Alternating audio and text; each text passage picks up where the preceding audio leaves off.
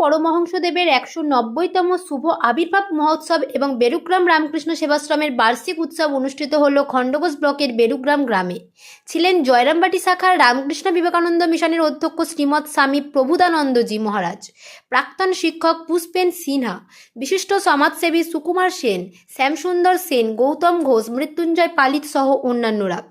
বেরুগ্রাম রামকৃষ্ণ সেবাশ্রমের মঠাধ্যক্ষ শ্রীমৎ স্বামী ভাস্করানন্দজি মহারাজ বলেন, শ্রী শ্রী রামকৃষ্ণ পরমহংসদেবের ১৯০তম শুভ আবির্ভাব মহোৎসব এবং বেরুগ্রাম রামকৃষ্ণ সেবাশ্রমের বার্ষিক উৎসব অনুষ্ঠিত হল।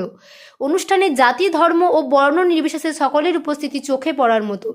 ভোর ৪টের সময় অনুষ্ঠানের শুরু হয় মঙ্গল আরতির মাধ্যমে।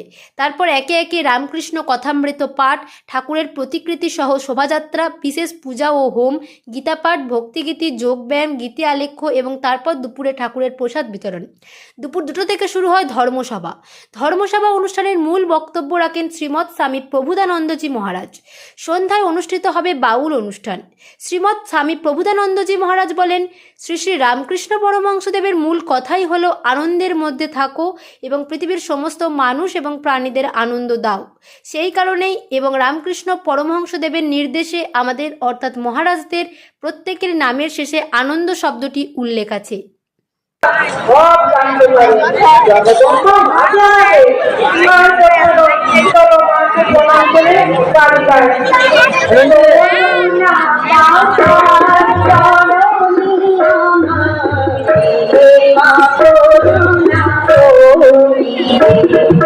করুণা পাথার জননী আমার দেবা করুণা করিতে তাপিতে তারি নরদেহ ধরে তাপিতে তারি নরদেহ ধরে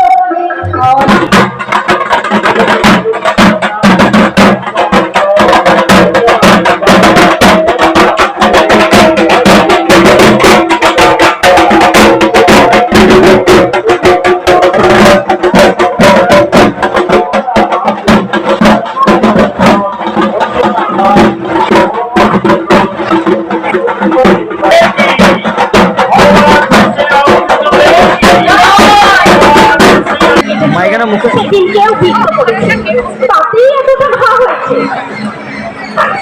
তা হবে, কিন্তু মা আমি মনে করতে পারছি না। হবে না, স্বামী পুত্রদের কাউকে কাটতে দেবে না। কাটলে ক্ষীরদের মতো রোগ হবে, কঠিন দুরারোগ। কাজ করতে পারি না, মনে খুবই কষ্ট পাই। মা গো, আমার হাতে কি হবে? তার আশ্রয়ে এসেছো, তাদেরটাতেই ভালো হবে। চলো ঠাকুরের চরণামৃত্যু লাগাবে। আমাদের সব নাতিদের কাছেই করা, জানতাম না তো, এবার থেকে সাথ করলাম। তোমরা মায়ের একটু ধরে দিন।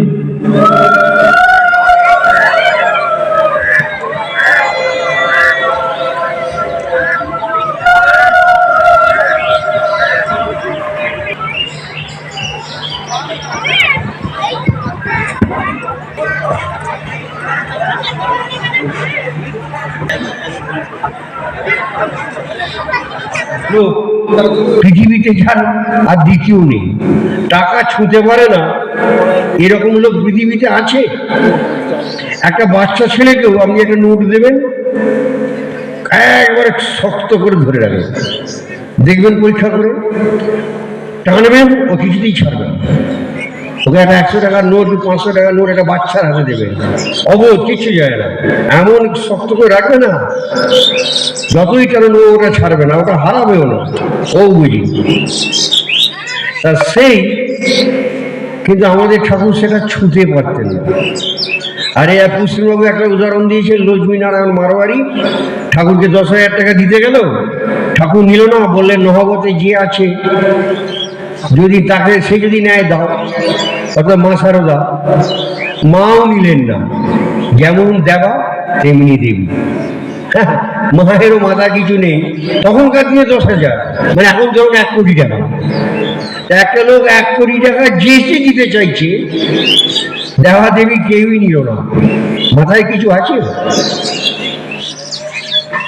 এই তাহলে এদের অথচ সারা বিশ্ব আজকে জানতে চাইছে এদের সম্বন্ধে, এদের নিয়ে রিসার্চ করছে, গবেষণা হচ্ছে যে এরা কি বলে গেছে। কেন না, চারদিক ঘুরে দেখে নিয়েছি যে আমরা যেগুলো চাইছি, সেই শান্তি, সেই আনন্দ, সেই সন্তোষ, সেই তৃপ্তি তোমার দেখা নাই হে, তোমার দেখা নাই, গান আছে না, কোথাও নেই ভোপা। হ্যাঁ, নারী, গাড়ি, চুরি, ওই যে ভরি, যা কিছু সব কিচিং ফাঁক। চারদিকে ঢুকে ঢুকে দেখলো যে ভোপা, সব বেকার। এ সংসার রামপ্রসাদ বলে না, ধোঁকার টাঁটি, কোথাও কিছু নেই। শুধু কি আরো চেষ্টাটা বেরিয়ে যাবে, আরো তৃষ্ণা বেরিয়ে যাবে।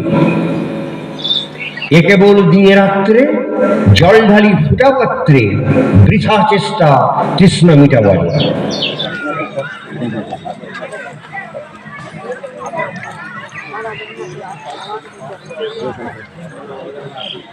জামাল করে ছিল একবার জয়রাম,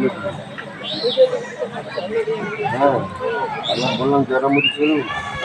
কি উপলক্ষে, কোথায় এবং কি অনুষ্ঠান আজকে অনুষ্ঠিত হলো সকাল থেকে?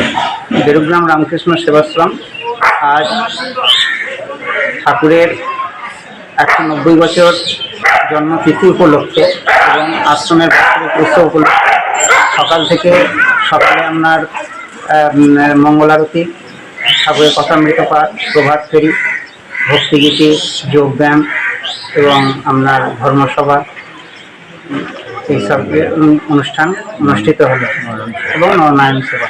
তো কে কে উপস্থিত ছিলেন আজকে উপস্থিত ছিলেন জয়রামবাটির প্রবোধানন্দ মহারাজ, বিবেকানন্দ রামকৃষ্ণ মিশন জয়রামবাটি, আর ছিলেন শ্যামসুন্দর সেন সমাজসেবী, ছিলেন গৌতম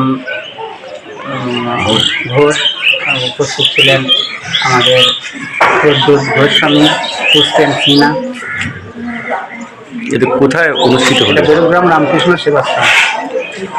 আপনার নাম? আমার নাম সাই ভাস্করানন্দ।